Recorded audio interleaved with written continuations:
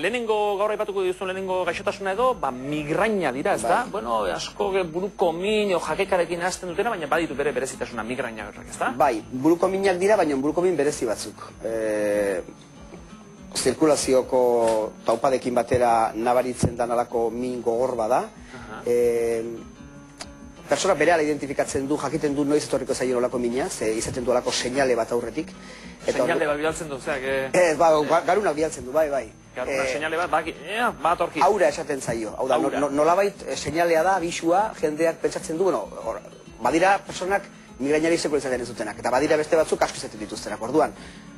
Persona lehenengo aldian izaten duenean, ez dakit zer da, da zaila da jakiten. Zer sentitzen du, zer ikusten du, Aura horrekin, izaten ditu, bai ikusmenaren kontuak, doble ikusten du, edo borroso ikusten du, edo hitzak josteko arazoak dauzka, edo hemiplegia araño mugimendu baldarrak ere izaten ditu. Hori aurretik, burukominaren aurretik. Hori da, seinalea, eta orduan seinalea datorkionian, badatorkit buruko mina, eta orduan neurriak hartuko ditut, buruko mina lasaiago pasatzeko, edo seguritaz esperientzi daukan, alik eta ondoen pasatzeko. Hori da, eta zerk sortzen du, zen dut, hau erentzi datorkigun gauza bada, batean azten da izaten? Erentziak badauka zer ikusia, esaten da, bi gurasoak migraino osoak izan baldin badira, personak 60%ko arriskua edo joera daukala migrainak izateko, eta beste muturrean, ez gurasoak eta ez hurbileko senideak migrainarik izan ez baldin badute, 120 jaiste datu. Orduan, 60%tik 120 bitarteko tarte hortan dago erentziaren pixua. Erentziaren, bestea? Zerk sortzen duen? Gauz asko daude migraina sortu baino gehiago piztu.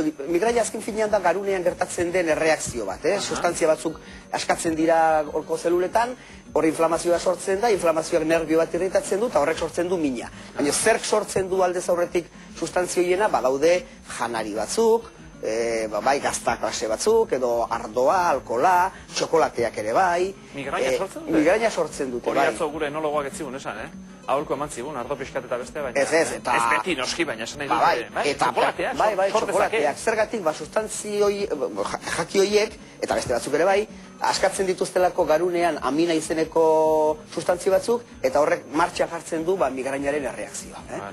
Hontan ere, tamalez esan beharko duz, nik uste gaixotasun asko eta asko emakumeek proportzioan gehiago sufritzen duztela, eta migrainak ere bai. Hauek desente gehiago, eta batez ere emakume, aurrak izateko adinean, ez du zer ikusirik aurra izatearekin, baina aurrak izateko adin tarte horretan, esaten da 17 bat urterekin edo hasten dela normalean, bataz beste lehenbiziko hori, eta gero menopausia garaia iristen den edo, gutxitu egiten dela. Orduan, tarte horretan dira zergatik diote, arrazoi bezala, arteriak behar duela alako gaztetasun bat, esan degun olako zirkulazioko taupada horiekin batera gorate bera ibiltzeko, eta beste adi batzuta ez da jarrunta izaten. Ni ziur nago etxean norbait hasi dela galdetzen, galdetu nahi baldin baduzue telefono hastin du, baina norbait ni buruko mina izate ditut, lehengo baten pixka joan zitzaian hau, buruko mina, jakeka, eta beste migraina, ez da? Hori serioagoa da nola izateko. Bueno, migraina da, arrazoi baskularra dauka, orduan badira beste buruko min batzuk, edo laneko estresak sortzen dituenak, edo beste gaixotasun batek sortzen dituenak, orduan migraina jakin dezan jendeak da, hori,